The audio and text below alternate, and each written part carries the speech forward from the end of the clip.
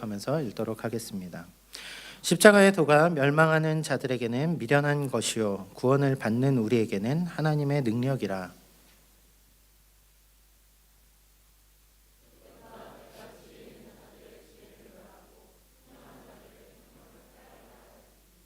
지혜 있는 자가 어디 있느냐, 선비가 어디 있느냐, 이 세대의 변론가가 어디 있느냐. 하나님께서 이 세상의 지혜를 미련하게 하신 것이 아니냐.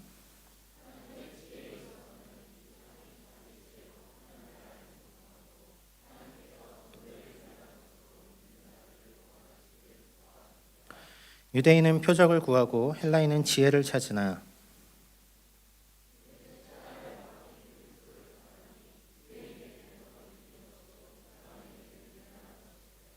오직 부르심을 받은 자들에게는 유대인이나 헬라인이나 그리스도는 하나님의 능력이요 하나님의 지혜니라. 하나님의 약하심이 사람보다 강하니라. 아멘.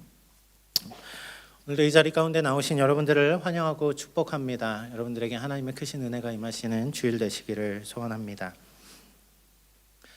1세기 전쟁이 있으면 전쟁에서 승리한 왕이 자신의 승리 사실을 알리기 위해서, 고국의 본토의 승리 사실을 알리기 위해서 전령을 보내는 일들이 있었습니다. 마라톤 같은 경우가 그런 거죠. 전쟁에서 이긴 소식을 전하는 사람, 그 기쁜 소식을 전하는 전령을 좋은 전령이라는 의미를 담아서 영어로는 good herald라는 표현을 썼고요. 이게 헬라어로는 유앙겔리온이라는 표현을 써서 썼습니다. 이 단어를 좀 살펴보면 좋은이라는 의미를 가진 유라는 단어가 있고요. 그리고 천사라는 의미, 안겔로스라는 의미를 가진 전령이라는 의미의 복수형 안겔로이가 쓰여져서 유앙겔리온, 유앙겔리오이 이렇게 쓰입니다. 좋은 전령, 이제 전쟁의 공포가 끝이 나고 다가올 기쁨과 번영의 세대를 알리는 좋은 전령의 소식, 그것을 헬라어 그리스어로 유앙겔리온이라고 하고 성경에서는 그 단어를 복음이라고 번역해서 쓰고 있습니다. 오늘 저는 이 복음에 대해서 좀 설교를 하려고 합니다. 우리에게 너무도 익숙한 단어죠. 교회 가면 자주 듣습니다. 복음. 근데 너무 익숙한데 또 설명을 하려고 하면 쉽지 않은 부분도 있는 것 같고요. 또 교회에서는 많이 듣는데 세상 가운데 나가면 복음이라는 말은 또 쉽게 나오지도 않고 들리지도 않는 것 같은 그런 것 같아요. 결국 복음이 우리에게 어떠한 영향을 주는가, 다시 말해서 우리에게 복음은 무엇인가라는 주제를 가지고 오늘 말씀을 살펴보려고 합니다. 고린도 교회 상황에서 바울이 전한 그 복음의 본질, 그 메시지, 그 말씀을 통해 여러분들의 삶에도 복음의 진정성이 회복되는 역사가 일어나기를 주님의 이름으로 축원합니다. 먼저 고린도 지역에 대해서 좀 잠깐 살펴보도록 하겠습니다. 고린도는 아테네가 있으면 아테네 남서쪽에 위치하고 있는 지역이에요. 거기는 좁게 모여서, 지금은 거기 그 수로가 있습니다. 운하가 있어요. 근데 그 지역은 예전에는 두 개의 항구가 남북으로 자리를 잡고 있어서 아주 활발한 물량이 오고 가는 상업 도시였습니다. 그리고 그곳에는 신전도 두 개가 있었어요. 하나는 전쟁의 신 아폴로를 기리는 신전이었고, 또 다른 하나의 신전은 미의 여신, 사랑의 여신 아프로디테를 숭배하는 두 개의 신전이 있었습니다. 상업적으로 발달한 도시이다 보니까 많은 사람들이 다른 지역에서 몰려와서 사는 이방인들이 많은 도시였고요. 그리고 이 두 개의 신전이 하는 역할을 보면 아폴로 신전에서는 음악과 노래와 시가 계속 흘러나와요. 그리고 아프로디테 신전에서는 그 당시의 기록을 보면 1000여 명에 달하는 수많은 여사제들이 도시로 나와서 그 종교 행위인 성행위를 통해서 그들의 신을 높였다라고 합니다. 그러니까 이 도시는 음주 가무 그리고 온통 그 어마어마한 발전을 이룬 도시임에도 불구하고 온갖 죄악들이 거기 가득한 도시, 그런 도시이기 때문에 당시의 사람들은 음탕한 사람들, 방탕한 사람들을 부를 때 아유 저 고린도 사람 같으니라고 이런 표현을 써서 헬라어 코린티아자인이라고 불렀다고 합니다.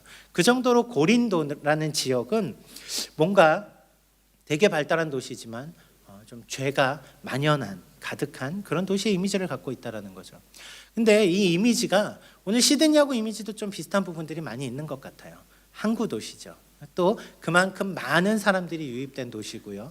또 이곳에서도 수많은 그 경제적인 발전과 함께 또 많은 죄악들도 일어납니다. 그리고 세계 최대의 동성애 축제가 열리고 있고요. 그리고 또 많은 죄악들이 이곳에 가득하기 때문에 사람들은 시드니를 동경하는 한편에 또 다른 우려의 모습을 여러분들 부모님들이 우려의 모습으로 여러분들을 이곳에 보내놓은 그런 곳이기도 하지요. 그런데 이 시드니의 주한교회가 복음을 전하는 일을 감당하는 것처럼 고린도에 교회가 세워졌습니다. 고린도 교회가 그곳에 세워진 거죠. 고린도 교회가 세워진 이야기는 사도행전 18장에 자세히 나와 있습니다. 고린도 교회는 다른 교회들과 다른 초대교회들과는 다르게 무언가 되게 탄탄하게 시작을 한 교회였어요. 고난 가운데 세워진 교회도 있고, 물론 에베소 교회는 바울이 오랜 기간을 그곳에 머물면서 그들을 가르쳤기 때문에 에베소 교회가 더 탄탄하지 않나 이렇게 볼 수도 있겠지만, 제가 말하는 이 탄탄함이라는 것은 그런 거예요. 고린도 교회는 첫째로 바울이 아덴을 떠나서 고린도 지역에 와서 세운 교회입니다. 그때 거기에서 누굴 만나냐면요, 생업을 같이 하는 동역자 브리스길라와 아굴라를 만납니다. 많이 들어보셨죠? 그리고 또 마게도니아 지역에서 복음의 동역자들이 내려와요. 실라와 디모데가 내려옵니다. 이 정도 멤버면은 교회가 빵빵하죠.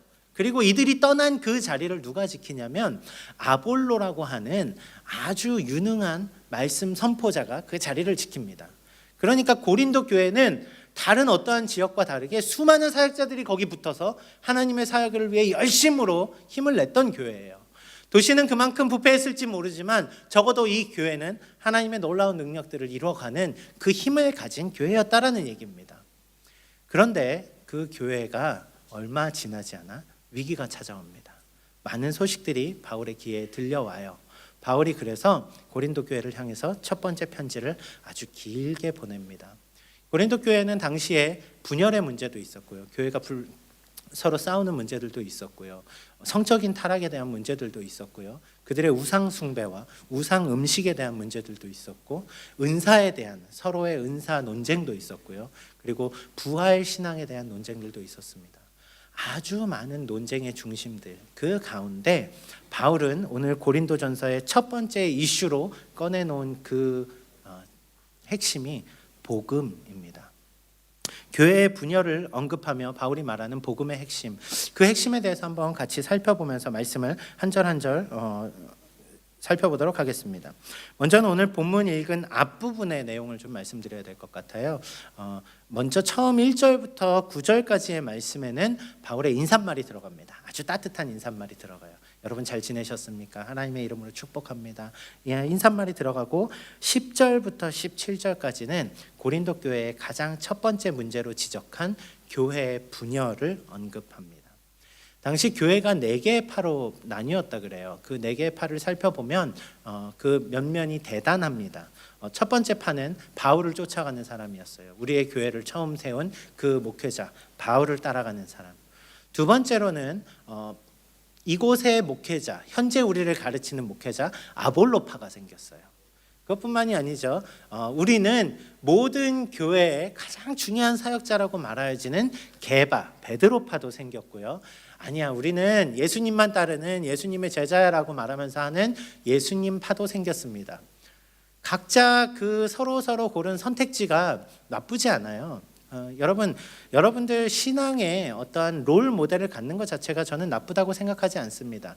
때로 바울은 성경에서 나를 본받는 자가 되라고 말할 정도로 그는 누군가 신앙이 연약한 사람이 신앙을 가진 사람을 본받는 것은 나쁜 일이 아닙니다.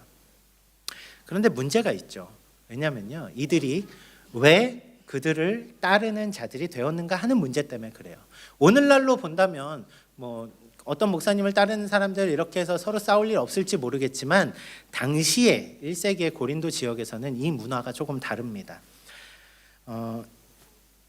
문제의 본질은 교회의 분열이었습니다. 그런데 문제의 중심 이슈는 스스로 섬기는 이들을 선택하는 데서 나왔습니다. 이 문제가 당시 시대적으로 문제가 됐던 이유는 그들이 어떤 스승 밑에서 배우는가가 그 사람을 나타내는 중요한 기준이 됐기 때문에 그래요. 그러니까 오늘날로 치면은 여러분들이 어떤 좋은 학교를 나왔는가가, 어떤 좋은 학위를 가지고 있거나 혹은 어떤 좋은 회사를 다니는가가 그 사람을 증명하는데 아주 유용하게 쓰이는 것처럼, 당시에는 내가 누구의 밑에서 배우는가, 내 스승이 누구인가가 자신의 가치를 높이는데 아주 중요한 기준이었다라는 말입니다. 이 이야기는 바울도 이런 용도로 이 말씀을 사용해요. 실제로 사도행전 22장 3절에 이런 말씀이 나옵니다. 나는 유대인으로 길리기아 다소에서 태어났고 이 성에서 자라 가말리알의 문화에서 우리 조상들의 율법을 엄한 교훈을 받았고 오늘 너희 모든 사람처럼 하나님께 대하여 열심히 있는 자라. 여러분, 지금 바울이 공회에 잡혔거든요. 바울을 저 사람을 잡아라, 저 사람을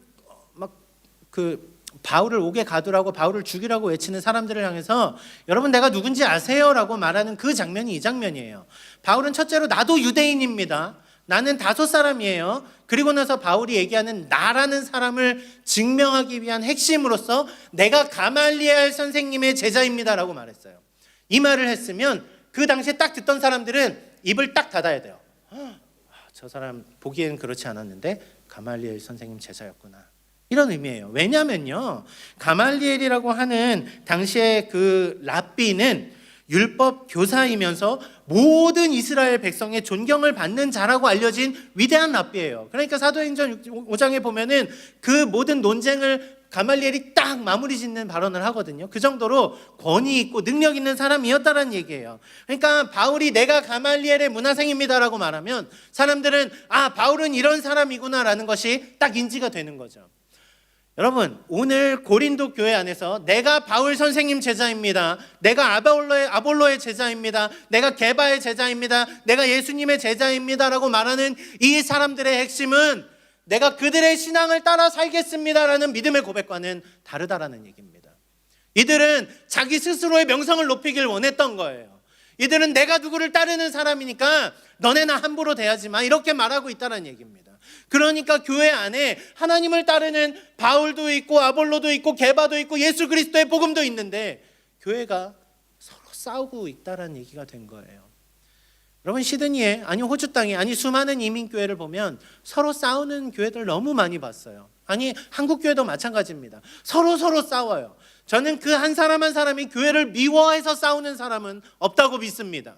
그런데 그들의 사랑이 그들의 유익과 그들의 어떠한 목적을 위해서 그 싸움이 시작된다면 교회는 반드시 분열됩니다.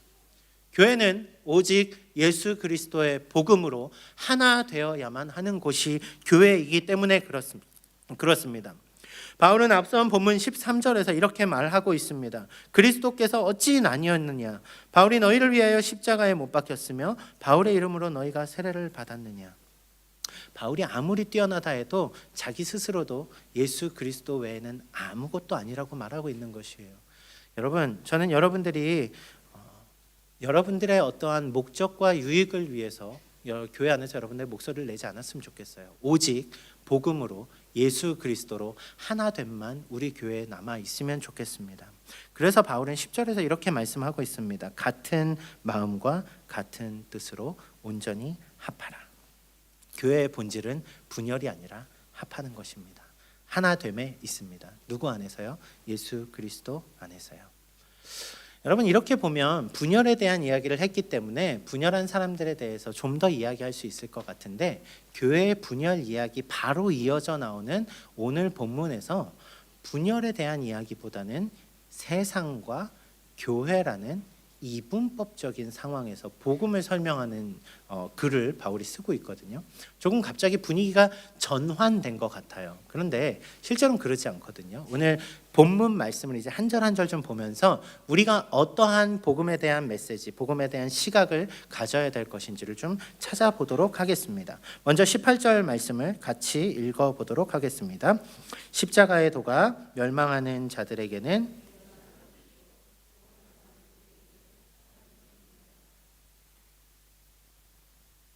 바울은 교회가 분리되어서는 안 된다고 말하면서 오직 하나됨에 대한 기준으로 복음, 예수 그리스도의 복음을 말했습니다. 그런데 18절에는 복음이라는 말이 나오지 않고 복음이라는 말이 십자가의 도라는 말로 대체되어서 나와요.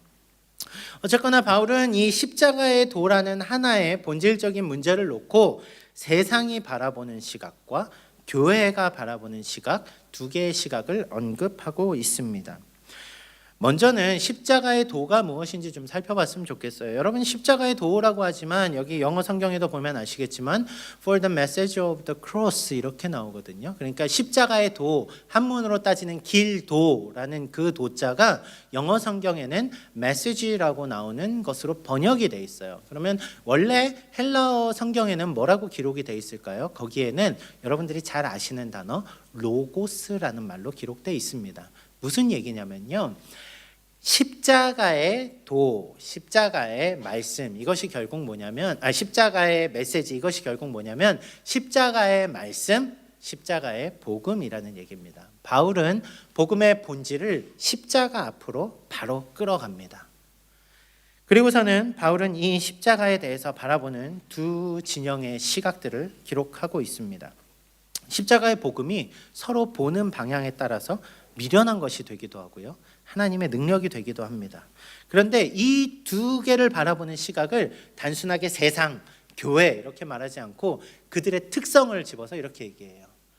멸망해 가는 자들, 멸망하는 자들, 그리고 하나님의 구원받은 우리, 이런 두 그룹을 놓고 하나의 십자가의 도를 바라보는 것을 말하고 있다는 얘기입니다. 먼저 여러분들에게 간단하게 질문을 드려보겠습니다. 여러분들에게 십자가의 복음은 무엇입니까? 여러분들은 십자가의 복음이 여러분의 삶에서 어떻게 바라봐지고 계시나요? 십자가의 복음을 바라보는 유대인의 시각을 먼저 좀 살펴봤으면 좋겠습니다. 당시 시대를 살았던 사람들이 어떠한 시각으로 예수 그리스도의 십자가를 바라보았을까? 가장 쉽게 볼 수 있는 유대인의 시각은 이런 것이었습니다. 그들은 하나님의 복음을 소유한 자들이었습니다. 토라라는 말씀을 가지고 있었고요, 십계명이라는 하나님의 계명을 가지고 있었습니다. 온 나라가 분열됐어도 다시 모여서 하나의 나라로 설 정도로 하나님의 말씀을 굳건히 붙들고 선다라고 자부하는 민족이었다는 얘기입니다. 그들이 가장 기대하는 것 하나는 무엇이냐면, 아니 오늘날까지도 그들이 기다리고 있는 것은 무엇이냐면 바로 예수 그리스도, 아니 메시아가 그들에게 다가올 것, 메시아가 와서 자신들을 승리자로 바꾸어 줄 것, 이제 이스라엘이 온 열방을 통치할 그 강력할 권한을 가지게 되는 것을 꿈꾸는 그 승리의 메시아를 기다리고 있었습니다. 그런데 메시아를 기다리던 그들에게 2000년 전에 예수 그리스도께서 오셨습니다. 진정한 메시아가 오신 거죠. 사람들은 놀랐습니다. 예수님께서 스스로 하나님의 아들이라고 말씀하셨어요. 진정한 메시아가 맞습니다. 예수님이 물을 포도주로 바꾸셨습니다. 떡 5개와 물고기 2마리로 5,000명을 먹이셨어요. 죽은 나사로를 살리셨습니다. 사람들은 예수님을 바라볼 때, 유대인들은 예수 그리스도가 자신들을 로마의 억압에서 구원해 줄, 진심으로 승리하게 하여서 이제 예루살렘이 회복되고 이스라엘이 온 열방 가운데서 떵떵거리면서 살 수 있게 해줄 그 메시아가 도래했다고 믿었습니다. 믿어 의심치 않았어요. 그들은 예수님이 예루살렘에 입성하실 때 호산나 다윗의 자손이여 외치면서 예수님의 진정한 왕되심을 선포하며 그 기대를 어마어마하게 가지고 있었다라는 얘기예요. 그런데 며칠이 지나지 않아 예수님이 로마 군인들에게 잡혔다는 소식을 듣습니다. 이건 아닌데, 로마 군인을 압제하던 로마 군인을 무너뜨리고 예루살렘을 회복해야 될 예수님이 로마 군인들에게 잡힌 거예요. 그리고 아주 빠른 재판 절차를 거쳐서 예수님이 십자가에 못 박혔습니다. 사람들은 자신의 기대와 신뢰를 한몸에 봤던 예수 그리스도가 십자가에 못 박혀 죽는 모습을 보면서 그들 안에 있는 내면의 분노를 참지 못했습니다. 그래서 그들은 십자가를 향해 예수님을 저주하며 이렇게 외칩니다. 당신이 하나님의 아들이라면 거기서 내려오라. 여러분, 이스라엘 사람들은 그때라도 예수님이 그 십자가를 부수고 로마 군인들을 모두 멸하시고 예루살렘을 회복하는 그 메시아를 기대했을지 모릅니다. 그런데 예수님은 그 십자가에서 미련하게 죽으신 것입니다. 유대인들이 보는 시각에서 예수님의 십자가의 사건은 단순히 미련한 복음이었습니다. 그리스도의 도가 미련한 것이 되어버린 거죠. 왜 그렇게 된 것일까요? 이스라엘 사람들이 하나님의 말씀이 없어서요? 아니요. 그들은 하나님의 말씀을 사모하는 자들이었습니다. 그런데 그 사모함이 내 꿈을 이루는 도구, 우리를 압제하는 데서 구원하게 할 그 하나님, 나의 꿈을 이뤄주는 그 하나님으로 전락해 버렸을 때 예수 그리스도가 십자가에 달린 사건은 그들에게 있을 수 없는 사건이 된 것이에요. 그런데 또 다른 한 그룹이 나타납니다. 병든 자들, 고아와 가난한 자들, 아픈 자들, 스스로 죄인이라 말하는 그들에게 예수 그리스도가 똑같이 오셨습니다. 그들에게는 예수님이 이 땅에 오신 것 자체가 은혜였어요.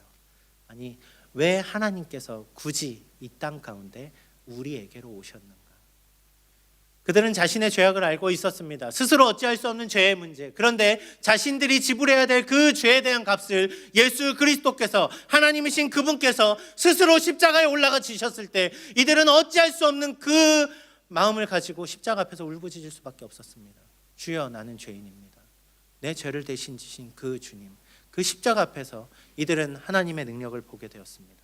예수 그리스도의 부활을 보았을 때 이들은 자신의 부활을 꿈꾸게 되었고, 그 부활의 소망을 꿈꾸고 살아가는 구원받은 이들에게 예수 그리스도의 십자가의 복음은 하나님의 능력이 되었습니다. 그들은 세상 가운데 어마어마한 무엇을 가지고 있지 않았어요. 그들은 세상 가운데서 박해받고 억압받았습니다. 하지만 세상이 감당하지 못하는 이들, 믿음을 가진 이들이 그들이 되었습니다.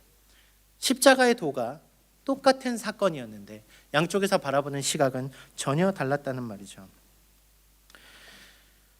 사람들이 볼 때 예수님이 지신 십자가는 수치였습니다. 아무것도 이루지 못하고 그저 처절하게 패배한 패배자의 모습으로 보였을 것입니다. 그들이 믿고자 했던 복음은 성공이라는 이름의 또 다른 자신의 욕심이었는데, 십자가에 달려 죽으신 예수님은 그들에게 아무런 답을 주지 못했던 것입니다. 그들이 생각한 복음, 그 복음이라는 자리, 그들은 결국 자신의 누림을 복음과 바꿔버렸습니다. 그런데 이 말씀을 준비하면서 자꾸 우리의 모습이 떠올랐습니다.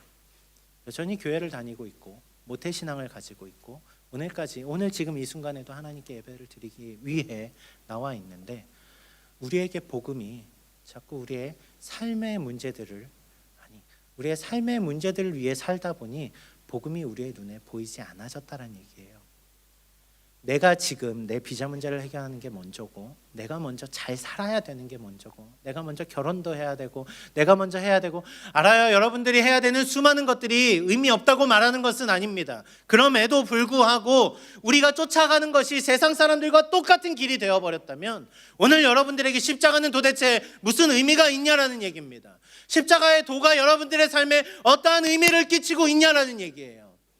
그 십자가가 나와 아무 상관없이 느껴져 버렸다면 그 십자가의 도가 당시의 시대를 살아가던, 그저 미련하게 바라보던 세상 사람들, 멸망해가는 그들과 과연 우리의 시각이 뭐가 다르냐라는 얘기입니다.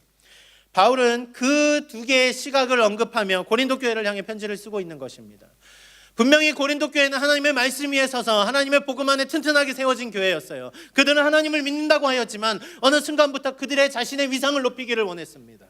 그들 스스로의 자리를 찾는 것이 먼저 중요했어요. 그들의 삶에서의 영역이 회복되기를 원했고, 그들에게 예수 십자가의 그리스도의 복음은 그들의 삶에 더 이상 중요한 영향을 끼치지 못했던 것입니다. 이제 그들에게 복음은 미련한 것이 되어버렸을지도 모르는 것이 되어버리고 말았다는 얘기입니다. 여러분은 오늘 복음을 어떠한 마음으로 바라보고 계십니까? 복음은 여러분들의 삶에 어떠한 능력으로 다가오고 있습니까? 유대인들이 실패했던 것처럼 여러분들 똑같은 실패를 경험하시겠습니까? 그저 나의 신앙이 지금 현재 이곳에 있다고 하여서 우리 스스로 구원받았다라는 그냥 그 안일함 속에 십자가는 있고 세상과 똑같은 모습으로 살아가실 것이냐는 말입니다. 내가 오늘 어디에 설 것인가 하는 문제에 대해서 여러분들 그 답을 내셨으면 좋겠습니다. 내가 십자가의 은혜로 하나님의 능력으로 살아가는 자가 될 것인가?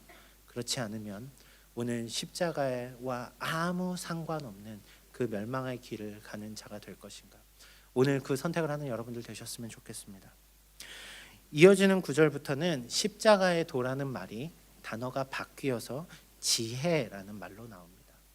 제가 단어가 바뀌었다는 얘기는 원래적인 의미가 단어를 대체하진 않아요. 그런데 이 지혜라고 말하는 것이 성경의 원어적인 의미로는 하나님을 아는 지혜를 말하기 때문에 그렇습니다.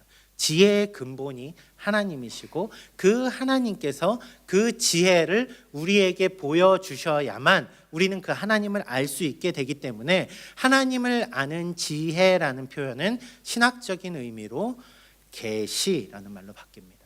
성경 말씀이 하나님의 계시라고 말하는 것은 하나님이 말씀을 통해서 하나님 자신을 우리에게 보여주고 계시기 때문에 그렇습니다. 그렇기 때문에 우리는 지혜라고 하는 것을 하나님을 아는, 하나님을 알아가는 그 지혜라고 말하는 거죠. 그런데 오늘 본문 말씀에는 20절, 19절 말씀에 이렇게 나오거든요. 기록된 바 내가 지혜 있는 자들의 지혜를 멸하고 총명한 자들의 총명을 폐하리라 하였으니, 여전히 구도는 똑같습니다. 하나님을 떠난 자들, 하나님 안에 있는 자들. 그런데 여기 조금 애매해요. 지혜 있는 자들의 지혜를 멸하고 총명 있는 자들의 총명을 폐하리라. 이 얘기는 뭐냐면요, 앞에 지혜 있다 말하는 그 지혜는 세상의 지혜인데 그 지혜가 하나님을 찾는 지혜가 될 수 없다라는 걸 말하는 거예요. 그들 스스로의 총명, 세상이 말하는 총명이 하나님을 보고 하나님을 깨닫게 하는 그 총명이 대체되지 않는다라는 얘기입니다. 이 말씀은 실제로는 이사야서 29장 14절의 말씀이 인용된 거예요. 구약의 성경이 인용됐다는 얘기입니다. 이사야서 29장의 말씀이 어떠한 상황에서 있는가를 본다면 이 말씀이 오늘 우리에게 어떻게 적용되는가를 살펴볼 수 있겠죠. 이사야서 29장은 이사야가 이스라엘 백성을 향해서 선포한 말씀입니다. 다시 말하면은 이 이스라엘이 하나님을 섬기는 자들이에요. 하나님을 섬긴다고, 하나님을 따른다고 말하는 자들입니다. 하나님의 계명을 지키는 자들이었어요. 그들은 적어도 자신들이 하나님의 계명을 지키고 있기 때문에 여전히 할례를 행하고 있고 하나님을 믿고 있다고 자부하기 때문에 그들은 하나님의 백성이었습니다. 그런데 그들이 하나님을 떠나기 시작했어요. 아니, 정확히 말하면 하나님과 우상을 겸하여 섬기기 시작했다는 말입니다. 그들은 풍요로운 삶을 원했습니다. 농사가 잘 되길 원했어요. 그래서 비를 내려주시라고 바알에게 기도하기 시작했습니다. 그들은 풍부한 삶을 원했어요. 그래서 그들은 아세라에게 절하기 시작했고요. 그들은 전쟁에서 이기기 위해서 그들의 자녀들을 불을 지나게 하는 몰렉에게 가서 그들의 아들들을 바치기도 했습니다. 이스라엘은 하나님을 섬긴다고 자부하였지만 그들은 하나님이 아닌 자신들만의 방법으로 자신들의 생활의 성공과 자신들의 생활의 안위를 따라가기 시작했다는 얘기입니다. 결국 이스라엘은 하나님을 두려워하지 않았습니다. 하나님을 경외하지 않았습니다. 그러한 이스라엘을 향해서 이사야가 외친 말씀은 그것입니다. 너희에게 스스로 계명이 있고 하나님을 알고 있는 그 지혜가 있다고 말하지만 너희들이 믿는 그 믿음으로 하나님을 절대 만날 수 없다는 거죠. 하나님께서 그 지혜를 폐하셨습니다. 그 총명을 거두셨어요. 이제 이스라엘은 스스로는 하나님의 백성이지만 하나님을 떠난 자들이 되었죠. 이 상황에 대해서 지금 이 본문을 언급하면서 바울이 말하고 있는 이 지혜에 대한 본질을 바울은 이렇게 풀어갑니다. 20절과 21절 말씀을 같이 한번 읽어보도록 하겠습니다. 지혜에 있는 자가 어디 있느냐? 선비가 어디 있느냐?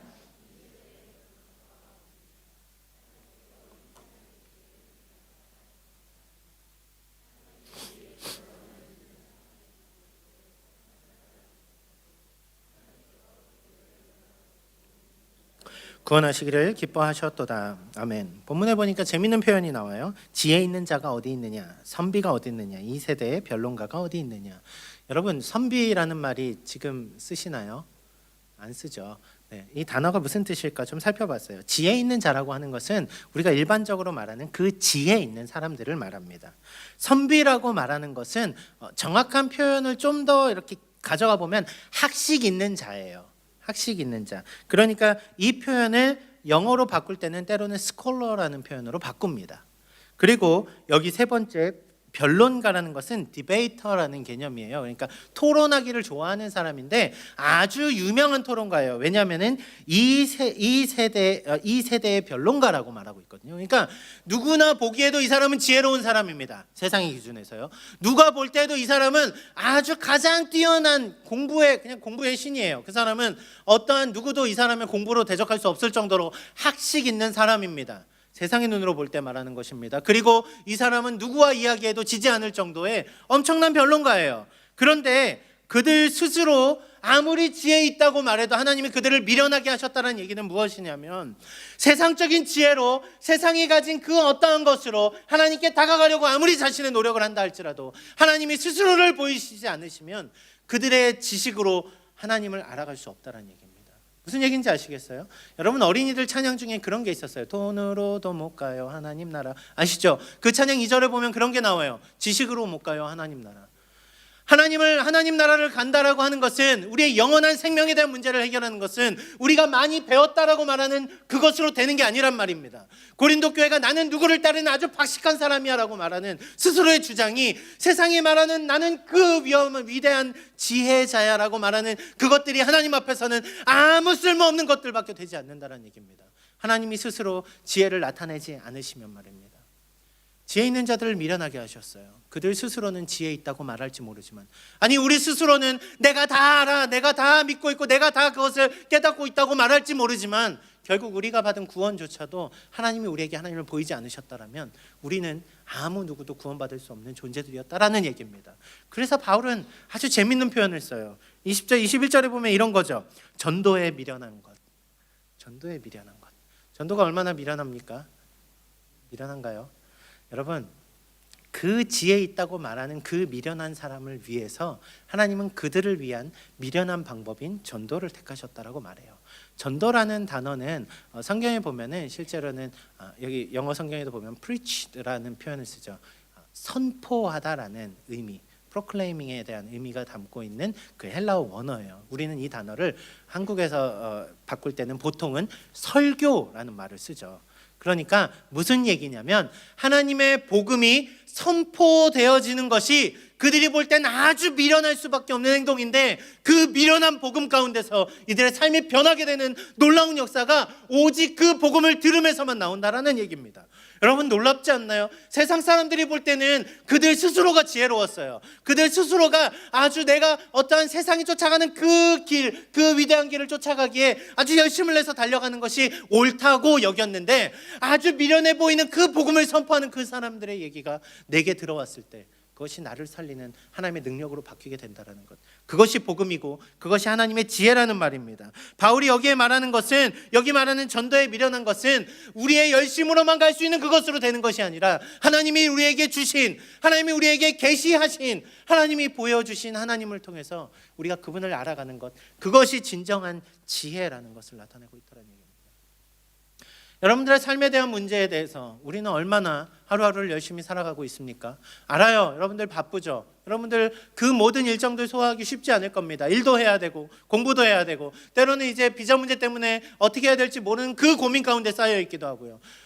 여러분, 수많은 문제들이 여러분 가운데 있다는 거 알고요. 여러분들이 열심히 살아야 그것을 쟁취할 수 있다고 믿고 달려가는 것도 알고 있습니다.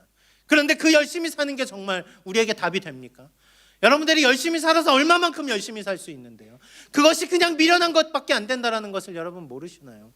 여러분, 예수님을 믿는 우리가 세상 사람들과 똑같은 시각을 가지고 그 미련한 것들을 쫓아 살아가고 있다면 우리에게 복음은 과연 무엇이냐는 얘기입니다. 여러분들 그 복음의 본질에 대해서 회복하는 여러분들 되셨으면 좋겠어요. 세상에서는 그것이, 그들이 살아가는 방식이 지혜 있는 거라고 말합니다. 세상에서는 경쟁에서 이겨야 된다고 말해요. 더 많이 배우고 더 많이 모으고 더 많이 가지는 것이 진정한 행복이라고, 그것이 세상이 말하는 지혜의 본질입니다. 그런데 성경이 말하는 지혜의 본질은 그렇지 않아요. 미련한 전도를 통해 예수 그리스도를 보게 되었는데 내 삶을 가득 채우는 그 하나님의 지혜, 그 하나님의 능력, 그것이 우리의 삶을 통째로 변화시켰다라는 얘기입니다. 그것이 바로 십자가의 도이며 그것이 바로 하나님의 지혜라는 것입니다. 여러분, 말씀을 더 살펴보면 22절에서 유대인들과 헬라인에 대한 특징들을 말하고 있습니다. 좀 더 바울은 깊이 들어가서 설명을 하는 거예요. 유대인들은 표적을 구하고 헬라인들은 지혜를 구한다고 이렇게 얘기합니다. 유대인들이 찾는 표적은 그들 스스로 하나님을 믿기 때문에 어떠한 현상을 하나님의 뜻인가 아닌가 해석할 수 있는 것에 집중하고 살아간다는 얘기예요. 그들 스스로가 하나님을 알고 있다는 착각 가운데 스스로의 방법들로 살아가고 있다는 얘기죠. 헬라인들이 지혜를 찾는다는 얘기는 그들 스스로 여러분, 로마가 그 당시에 세계를 지배했지만 그 당시의 문화는 헬라 문화였습니다. 그들 스스로 자신들의 문화, 자신들이 추구하는 그 선에 대한, 절대 선에 대한 그 지혜의 끝, 그런 것들이 이들에게 삶의 프라이드였다는 얘기죠. 그런데 23절 말씀에 가면 이렇게 바뀌거든요. 우리는 십자가에 못 박힌 그리스도를 전하니 유대인에게는 거리끼는 것이요 이방인에게는 미련한 것이로되. 그 쫓아가는 그것들로 볼 때는 십자가의 도는 미련한 것이고 거리끼는 것이 돼요.